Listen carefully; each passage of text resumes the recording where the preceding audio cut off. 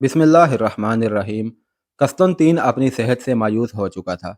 उसने अपने बेटे को इजाज़त दे दी कि वह तबीब को बदल दे, शायद दूसरा तबीब बेहतर साबित हो। कॉन्स्टानस उसी वक्त खुद गया और दूसरे शाही तबीब को ले आया और पहले तबीब को पैगाम भेजा कि वो अब इलाज के लिए ना आया करे। नए तबीब ने 2 या 3 रोज़ दवाइयाँ दी, लेकिन कस्तुनतीन संभल ना सका। ज़रा सा भी अफाका ना हुआ, बल्कि मरज़ बढ़ता ही गया। एक रोज़ कॉन्स्टानस ने नए तबीब से पूछा कि सेहत याबी की कुछ तवक्को भी है या नहीं। तबीब ने कहा कि वो अपनी तशख़ीस किसी को बताना नहीं चाहता था, लेकिन अब बता देना ही बेहतर समझता है। उसने कहा कि ये हालत किसी जहर से या गलती से कोई जहरीली चीज़ खा लेने से ही होती है। तबीब की इस तशख़ीस से कॉन्स्टानस को मीरिया की बातें सही मालूम होने लगी। तबीब ने कहा कि वह पूरी कोशिश कर रहा है कि इस जहर का असर ज़ाइल हो जाए। तबीब भी अपना पूरा तजर्बा इस्तेमाल करता और दवाइयाँ देता रहा, और कभी पूरा पूरा दिन कस्तुनतीन के कमरे में मौजूद रहा।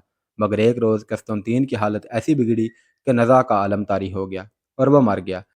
किसी भी मुअर्रख ने उसकी मौत की सही तारीख नहीं लिखी, सिर्फ ये लिखा है कि कस्तुनतीन अपने बाप हरकुल की मौत के पूरे 100 दिन बाद मरा था। इन हालात में जब रूम की फ़ौज हर महाज से पिस्पा होती चली आ रही थी और इलाकों पर इलाके मुसलमानों के कब्ज़े में आते जा रहे थे, कस्तुनतीन की मौत अहले रोम के लिए दूसरा बड़ा सदमा था। वो अभी हरकुल की मौत के सदमे से संभल ना पाए थे। कस्तुनतीन अपने शाही ख़ानदान का कोई आम सा फ़र्द ना था। महल के अंदर की साजिशें और सियासत जो कुछ भी थी, लोग बहरहाल कस्तुनतीन को हरकुल का सही जानशीन और उसी के पाए का जर्नैल समझते थे। उसकी मौत की खबर बड़ी तेज़ी से फैलती ही गई।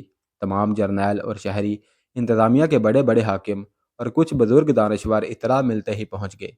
उनमें हरकुल का बनाया हुआ अस्कफ़ आज़म कैरस भी था। कस्तूनतीन के खून के रिश्ते तो गमगीन थे ही, और सबसे ज़्यादा गम उसके बेटे कॉन्स्टानस को था। लेकिन मलका मर्तीना गम और अंधों की ऐसी तस्वीर बनी फिरती थी जैसे उसका अपना सगा बेटा मर गया हो। यूं लगता था जैसे उसके लिए बोलना भी दुश्वार हो गया हो। वो गमों से बोझल अंदाज में हुक्म देती फिर रही थी, जैसे सुल्तनत रूम की मलका बन गई हो। कस्तुनतीन का बेटा कॉन्स्टानस चुपचाप अलग बैठा था। उसके चेहरे पर गम का तासर तो नुमाया था ही, लेकिन उस तासर में कुछ झलक और भी थी, जो कहर और गज़ब की थी। और पता चलता था कि यह जवां साल शहजादा गुस्से और अपने कहर पर काबू पाने की कोशिश कर रहा है। हर जर्नैल और बड़ा हाकिम या कोई भी बड़ी शख्सियत वाला आलिम और दानश्वर वहाँ मौजूद था। रवाज के मुताबिक वो सब एक कितार में कस्तुनतीन की लाश के करीब से आहिस्ता आहिस्ता गुजरते जा रहे थे, और उनमें से हर कोई कोई ना कोई जुमला कहता था। मलका मर्तीना गम जिंदगी के आलम में इधर उधर घूम फिर रही थी। उसने कंधे कुछ इस अंदाज से आगे को झुकाए हुए थे जैसे वो बड़ी मुश्किल से इस सदमे का बोझ उठाए हुए हो। उसने देखा कि जर्नैल और दीगर बड़े लोग कुछ ना कुछ कह रहे हैं। तब वो कस्तूनतीन की लाश पर जा खड़ी हुई और दोनों हाथ जरा ऊपर का फैला दिए और आसमान की तरफ देखा। ए खुदा, मर्तीना ने कहा, मेरे अकलौते बेटे हरकलियुनास की जान ले लेता, कस्तूनतीन को जिंदा रहने देता। मैं अपने बेटे का गम पी जाती, मुझसे बर्दाश्त नहीं हो रहा। तुम झूठी और अय्यार औरत हो, कॉन्स्टानस कांपती हुई बुलंद आवाज में बोला। मर्तीना, मेरे बाप को तुमने जहर देकर मरवाया है। मेरे दादा शाह हरकुल को भी तुमने जहर दिलवा कर मरवाया था। तुम्हारी आंखों में मगरमच्छ के आंसू हैं। मर्तीना के ऊपर को उठे हुए हाथ नीचे गिर पड़े और उस पर खामोशी तारी हो गई। वहां जितने लोग मौजूद थे उन पर सन्नाटा तारी हो गया। कॉन्स्टानस ने जो इल्ज़ाम लगाया था वो कोई मामूली सा इल्ज़ाम ना था। कुछ कहा नहीं जा सकता था कि इस सन्नाटे में से कैसा तूफान उठेगा। कैरस उठा और तेजी से आगे बढ़कर कॉन्स्टानस को अपने बाजुओं में लिया और उसे गले लगा लिया। मेरे अजीज बेटे, कैरस ने कॉन्स्टानस से कहा, तुम नाकाबिले बर्दाश्त सदमे की हालत में हो। बर्दाश्त से काम लो, ऐसी बेमानी बातें ना मुंह से निकालो। मैं जो कुछ भी कह रहा हूँ होशो हवास में कह रहा हूँ। कॉन्स्टानस ने एक झटके से कैरस के बाजुओं से निकल कर कहा, इस मक्कार औरत ने मेरे दादा और मेरे बाप को जहर नहीं दिया, इसने सुल्तनत रोम की रगू में जहर डाला है। मर्तीना का बेटा हरकलियुनास वहां मौजूद था। उसने देखा कि कॉन्स्टानस उसकी मां पर इतना संगीन इल्ज़ाम लगा रहा है, तो वो उठ खड़ा हुआ और तलवार निकाल ली।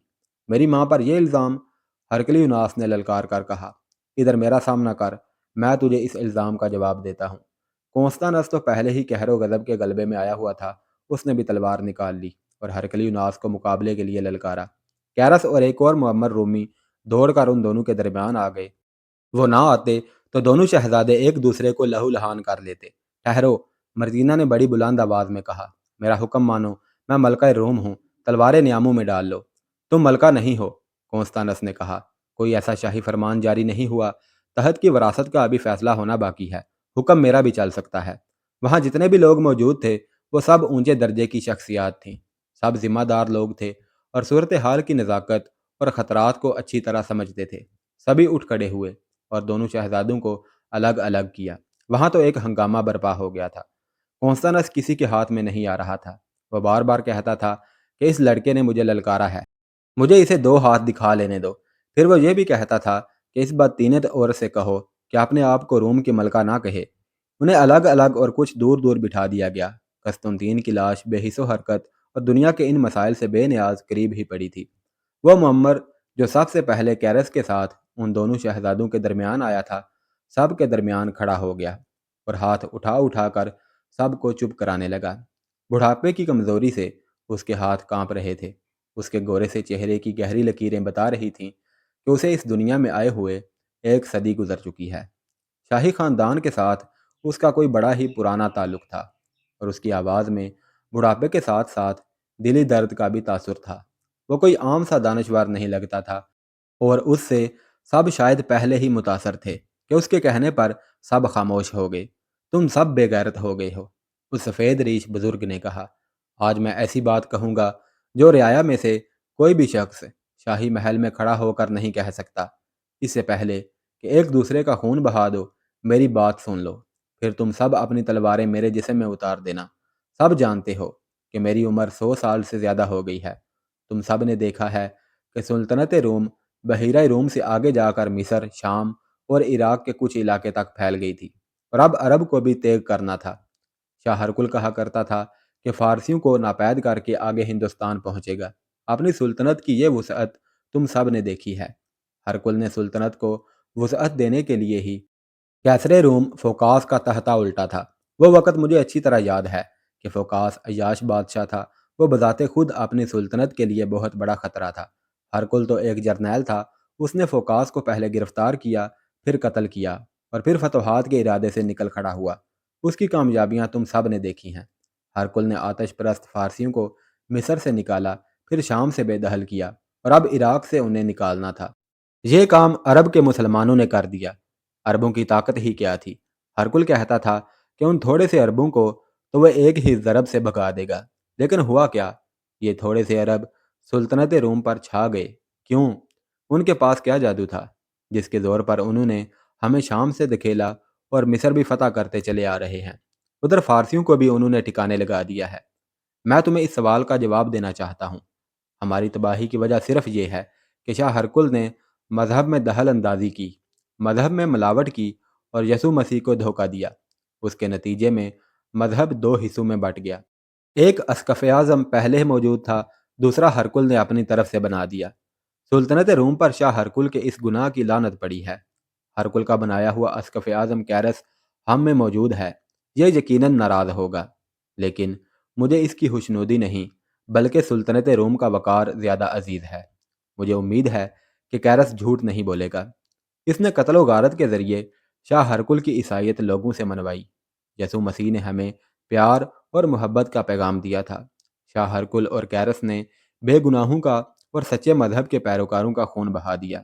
ہمارے دشمن تو دشمن تھے ہی، یہاں حادثہ یہ ہوا کہ اپنے قبطی عیسائی بھی سلطنت روم کے دشمن ہو گئے۔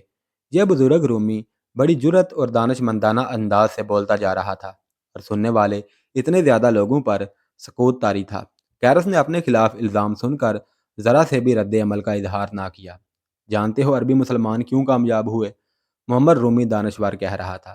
صرف اس لیے کہ انہوں نے اپنے مذہب کو ایک رکھا، ایک ہی خدا اور اپنی ایک مقدس کتاب کی پیروی کی اور پھر متفق اور متحد رہے۔ میں یہ نہیں کہتا کہ ان کا مذہب سچا ہے، لیکن میں یہ ضرور کہوں گا کہ یہ مسلمان سچے ہیں، اپنے عقیدے کے وفادار ہیں۔ مذہب خون خرابے اور ظلم و تشدد سے نہیں پھیلایا جا سکتا۔ میں اپنی بات کو تعصب سے پاک رکھ کر کہہ رہا ہوں کہ مسلمانوں نے حسن اخلاق سے غیر مسلموں کو اسلام کے دائرے میں لے لیا ہے۔ تم دیکھو گے، دنیا دیکھے گی کہ آج کے دور کی باتیں اور ہر دور کی باتیں لکھنے والے آنے والی نسلوں کو بتائیں گے کہ جس روز ہماری طرح مسلمانوں نے بھی اپنے مذہب کو بانٹ بانٹ کر فرقے بنا لیے، اسی روز ان کا زوال شروع ہو جائے گا۔ تم نے تجربہ کر دیکھا ہے، فرقوں میں بٹ جانے کا سب سے بڑا نقصان یہ ہوتا ہے کہ اپنی قوم کے دشمن کو پہچاننے اور ان کے ساتھ نمٹنے کی بجائے فرقے ایک دوسرے کو دشمن سمجھ کر آپس میں لڑنے لگتے ہیں، جسے خانہ جنگی کہا جاتا ہے۔ پھر جس قوم کے بڑوں میں حکومت اور اقتدار کی ہوس پیدا ہو جاتی ہے، وہ زوال پذیر ضرور ہوتی ہے۔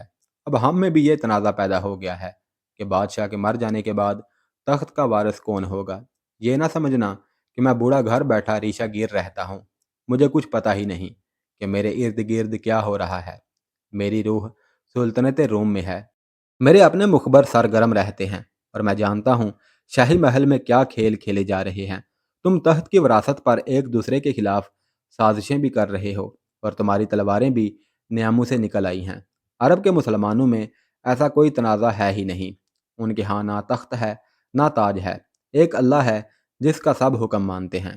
آج تم نے تلواروں سے وراثت کا مسئلہ حل کرنا شروع کیا ہے، تو یہی رسم شروع ہو جائے گی، اور بات وہاں جا ختم ہوگی جب مسلمان بحیرہ روم عبور کر کے یہاں آن پہنچیں گے اور تمہارے تخت و تاج کو اٹھا کر باہر پھینک دیں گے۔ اس وقت مسئلہ یہ ہے کہ مرتینہ اپنے آپ کو ملکہ بنائے ہوئے ہے، اور قسطنطنیہ کو یہ وہم ہو گیا ہے کہ شاہ ہرکل اور قسطنطین کو مرتینہ نے زہر دے کر مروایا ہے۔ میں جانتا ہوں کہ اس کا کوئی ثبوت نہیں۔ قسطنطنیہ اس الزام کا ثبوت پیش کرے۔ ایک جرنیل نے جو مرتینہ کا حامی تھا اٹھ کر کہا، ملکہ پر ایسا سنگین الزام لگانا بجائے خود ایک سنگین جرم ہے۔ اس کے ساتھ ہی ہر طرف سے یہ آواز اٹھنے لگی کہ قسطنطنیہ ثبوت پیش کرے۔ دو تین ایسی آوازیں بھی آئیں کہ وہ ثبوت پیش نہیں کر سکتا تو تخت کی وراثت سے دستبردار ہو جائے۔ میں شہادت پیش کروں گا، قسطنطنیہ نے کہا، لیکن یہ بھی سن لو، اگر میرے پیش کیے ہوئے گواہوں کو کسی نے ڈرایا یا دھمکایا یا ان کے خلاف کوئی کارروائی کی تو میں اس کے خلاف تلوار کی زبان میں بات کروں گا۔ اب وہ جرنیل اور حاکم وغیرہ بولنے لگے جو مرتینہ کے خلاف اور قسطنطین کے حامیوں میں سے تھے۔ وہ کہتے تھے کہ گواہوں کو بلایا جائے اور انہیں بولنے کی اور ثبوت پیش کرنے کی پوری آزادی دی جائے گی۔ دونوں طبیب وہاں موجود تھے۔ ایک تو وہ طبیب تھا جس نے ہرکل کے علاج کے پردے میں اسے زہریلی دوائیاں دی تھیں، اور پھر اس نے قسطنطین کا علاج شروع کیا تھا۔ دوسرا وہ طبیب تھا جسے پہلے طبیب کی جگہ بلایا گیا تھا، اور اس نے تشخیص یہ کی تھی کہ قسطنطین کو کوئی زہریلی چیز دی گئی ہے۔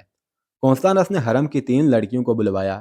ایک تو میریا تھی جس کا تفصیلی ذکر پہلے آ چکا ہے۔ 2 اور لڑکیاں تھیں جنہیں مرتینہ نے کیرس کو خوش کرنے کے لیے اس کے پاس رات کو بھیجا تھا۔ یہ تینوں لڑکیاں حکم ملتے ہی آ گئیں۔ قسطنطنیہ نے سب سے پہلے دوسرے طبیب سے کہا کہ وہ سب کے سامنے کھڑا ہو کر بتائے کہ اس نے کیا تشخیص کی تھی۔ اس طبیب نے بیان دیا کہ اسے قسطنطین کے علاج کے لیے اس وقت بلایا گیا تھا جب پہلا طبیب 6-7 دن قسطنطین کا علاج کرتا رہا تھا۔ اس وقت تک مریض کی حالت خاصی بگڑ چکی تھی۔ اس طبیب نے اپنی تشخیص یہ بتائی کہ اس نے مرض کی علامت دیکھی تو اس نے یقین کی حد تک محسوس کیا کہ مریض نے غلطی سے کوئی زہریلی چیز کھائی ہے یا اسے زہریلی چیز دے دی گئی ہے۔ طبیب نے طب کے کچھ حوالے دے کر بتایا کہ یہ علامت صرف زہر کی ہوتی ہے، جن کا علاج زہر خورانی کے فوراً بعد ہو سکتا ہے، لیکن قسطنطین کی حالت اس مرحلے تک پہنچ چکی تھی جہاں زہر جسم کے اندر اپنے اثرات مکمل کر چکا تھا، اور یہ مرحلہ لا علاج ہوتا ہے۔ اس کے 2 روز بعد مریض فوت ہو گیا۔ یہ جھوٹ ہے، پہلے طبیب نے اٹھ کر چیخنا چلانا شروع کر دیا۔ یہ شخص پیشہ ورانہ حسد کا اظہار کر رہا ہے۔ اسے شک ہے کہ ملکہ مرتینہ مجھے زیادہ چاہتی ہیں، اس لیے یہ مجھ سے جلتا ہے اور اتنا سنگین اور جھوٹا الزام عائد کر رہا ہے۔ ابھی خاموش بیٹھے رہو، معمر بزرگ نے کہا، تمہارا بیان بھی لیا جائے گا، پھر جو جی میں آئے کہنا، اس طرح دخل اندازی نہ کرو۔ تمام حضرات اسی بات پر غور کریں۔ بیان دینے والے طبیب نے کہا، میں نے تو یہ کہا ہی نہیں کہ اس طبیب نے ہرکل یا قسطنطین کو زہر دیا ہے۔ اس شخص کا اتنا شدید احتجاج ظاہر کرتا ہے کہ اسے معلوم تھا کہ مریض کے اندر کوئی زہریلی چیز گئی ہے یا اس نے خود مریض کو کوئی زہریلی چیز دی ہے۔ مجھے اس وقت کوئی پرواہ نہیں کہ میرے الفاظ سے کوئی کیسا اثر لیتا ہے۔ میرے پیش نظر علم طب کی عظمت اور سچائی ہے۔ مجھے بہت ہی دکھ ہے کہ جس مریض کا علاج میں نے شروع کیا تھا وہ مریض فوت ہو گیا ہے۔ وہاں جو لوگ موجود تھے ان میں پہلے طبیب کے متعلق خسر پسر شروع ہو گئی۔ دوسرے طبیب کا بیان تو ختم ہو گیا تھا، لیکن اس نے یہ کہہ کر اپنا بیان ختم کیا کہ اس شہر میں ایک سے بڑھ کر ایک قابل اور تجربہ کار طبیب موجود ہیں، انہیں بلا کر لاش دکھائی جائے۔ لاش کا رنگ بتا رہا ہے کہ مرنے والے کو زہر دیا گیا ہے۔ اب تو ان لوگوں میں جو وہاں موجود تھے اچھی خاصی بے چینی نظر آنے لگی تھی۔ کونستانس نے میریا کو آگے بلایا۔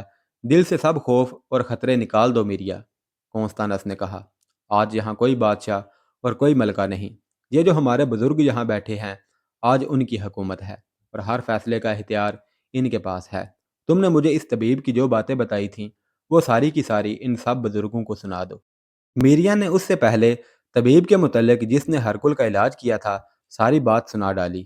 اس نے بات یہاں سے شروع کی کہ ایک روز اسے مرتینہ نے بلا کر کہا تھا کہ آج رات اس نے طبیب کے پاس رہنا ہے۔ مرتینہ نے اسے خاص طور پر کہا تھا کہ طبیب کو ایسی تفریح مہیا کرنی ہے کہ وہ مرتینہ کا دیوانہ ہو جائے۔ میریا ساری بات سمجھتی تھی، حرم میں اس کا اور کام تھا ہی کیا۔ پھر میریا نے بتایا کہ اس نے پکا ارادہ کر لیا کہ اس طبیب سے اپنے جسم کو بچائے رکھنا ہے۔ اس نے محسوس کر لیا تھا کہ یہ شخص بہت ہی ڈھیلا اور کمزور ہے اور اسے زندگی میں پہلی بار میریا جیسی حسین اور دلکش لڑکی ملی ہے۔ پہلے اس کا بیان تفصیل سے گزر چکا ہے کہ میریا نے کونستانس کو اس رات کا سارا واقعہ پوری تفصیل سے کس طرح سنایا تھا۔ وہی باتیں میریا نے سب کو سنائیں اور کہا کہ طبیب پر ایک تو اس کے حسن و شباب کا نشہ طاری ہو گیا تھا اور جو کسر رہ گئی تھی وہ میریا نے اس طرح پوری کر دی کہ طبیب کو شراب پلاتی چلی گئی، اور پھر طبیب نے ایسی باتیں کہنی شروع کر دی جو وہ ہوش و حواس میں کبھی نہ کہتا۔ میریا نے اپنے بیان میں کہا کہ اس نے طبیب سے پوچھا کہ شاہ ہرکل کا جانشین کون ہوگا۔ طبیب نے جواب دیا کہ جسے میں چاہوں گا۔ پھر اس نے کہا کہ مرتینہ کے بیٹے کی سوا اس تخت پر کوئی نہیں بیٹھ سکتا۔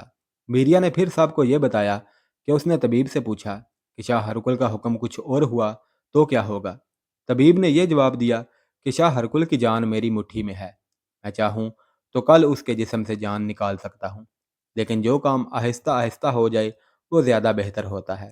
اس طرح تفصیلی باتیں اور چھوٹی موٹی باتیں سنا کر میریا نے سب پر کم از کم یہ ثابت کر دیا کہ اسے مرتینہ نے طبیب کے پاس ایک انعام یا رشوت کے طور پر بھیجا تھا۔ میریا کا بیان سن کر سب میں خسر پسر پہلے سے زیادہ اور زیادہ بلند ہو گئی۔ وہ یقیناً سوچ رہے ہوں گے کہ مرتینہ نے طبیب کو اتنا خوبصورت انعام دیا ہی کیوں تھا۔ میریا تو شاہ ہرکل کے حرم کی لڑکی تھی۔ اس کے بعد حرم کی دوسری دو لڑکیوں میں سے ایک نے بیان دیا۔ یہ لڑکی بھی میریا جیسی ہی حسین اور بلا کی دلکش تھی۔ اس نے بتایا کہ قسطنطین کی بیماری کے دوران جب یہی طبیب اس کا علاج کر رہا تھا تو مرتینہ نے اس لڑکی کو طبیب کے گھر ایک رات کے لیے بھیجا تھا۔ ایسا ہی بیان دوسری لڑکی نے بھی دیا، اسے بھی طبیب کے یہاں ایک رات کے لیے بھیجا گیا تھا۔ ملکہ مرتینہ، محمد رومی بزرگ نے اٹھ کر کہا، کیا میں آپ سے اس سوال کے صحیح جواب کی توقع رکھ سکتا ہوں کہ آپ نے ان تین لڑکیوں کو طبیب کے یہاں کیوں بھیجا تھا؟ میں انکار نہیں کر رہی، مرتینہ نے جواب دیا۔ پہلے میں طبیب کو صرف اس لیے خوش رکھنا چاہتی تھی کہ یہ شاہ ہرکل کا علاج پوری دلچسپی اور محنت سے کرے۔ پھر میں قسطنطین کی بیماری سے اتنی پریشان ہوئی کہ طبیب کو ایک بار پھر خوش کرنے کی ضرورت محسوس ہوئی۔ شاہ ہرکل بھی مر گیا اور قسطنطین بھی زندہ نہ رہ سکا۔ ایک اور عمر رسیدہ عالم نے کہا، اگر آپ ملکہ ہیں تو آپ کے اس جواب کو ہم صرف اس لیے تسلیم نہیں کریں گے کہ آپ ملکہ ہیں۔ آپ کا جواب ہمیں مطمئن نہیں کر سکا۔